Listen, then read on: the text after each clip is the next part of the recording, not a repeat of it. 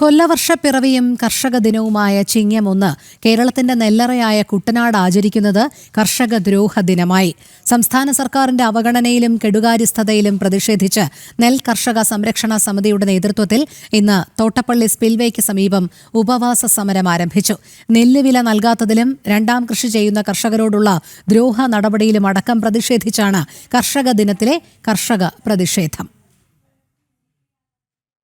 സർക്കാർ അനാസ്ഥ മൂലം ഉപ്പുവെള്ളം കയറി നശിച്ച കർഷകർക്ക് പ്രഖ്യാപിച്ച നഷ്ടപരിഹാരം ഉടൻ നൽകുക, സംഭരിച്ച നെല്ലിന്റെ വില ഉടൻ നൽകുക, ഉൽപാദന ചെലവിന് ആനുപാതികമായി നെൽവില വർദ്ധിപ്പിച്ചു നൽകുക, കുട്ടനാട്ടിലെ ജനങ്ങളെയും കർഷകരെയും രക്ഷിക്കുവാൻ കരിമണൽ ഖനനം അവസാനിപ്പിച്ച് തോട്ടപ്പള്ളി ഷട്ടർ ശാസ്ത്രീയമായി പുനർനിർമ്മിച്ച് മഴക്കാല വേനൽക്കാല വെള്ളപ്പൊക്കം തടയുക തുടങ്ങി ഒട്ടനവധി ന്യായമായ ആവശ്യങ്ങളാണ് കുട്ടനാട് അപ്പർ കുട്ടനാടൻ മേഖലയിലെ നെൽകർഷകർ ഈ കർഷക ദിനത്തിൽ ഉന്നയിക്കുന്നത്.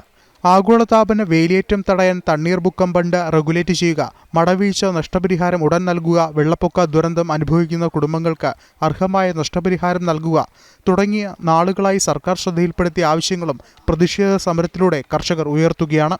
കർഷകർ സന്തോഷത്തിന്റെയും ആത്മാഭിമാനത്തിന്റെയും ദിനമായി ആഘോഷിച്ചു വന്നിരുന്ന ചിങ്ങം 1 പ്രതിഷേധ ദിനമാക്കേണ്ടി വന്നത് കർഷകർ കഷ്ടപ്പെട്ട് വിളയിപ്പിച്ച സർക്കാരിന് നൽകിയ നെല്ലിന്റെ വില പോലും നൽകാത്ത സാഹചര്യത്തിലാണെന്ന് കർഷകർ ചൂണ്ടിക്കാട്ടുന്നു. ജനം, ആലപ്പുഴ.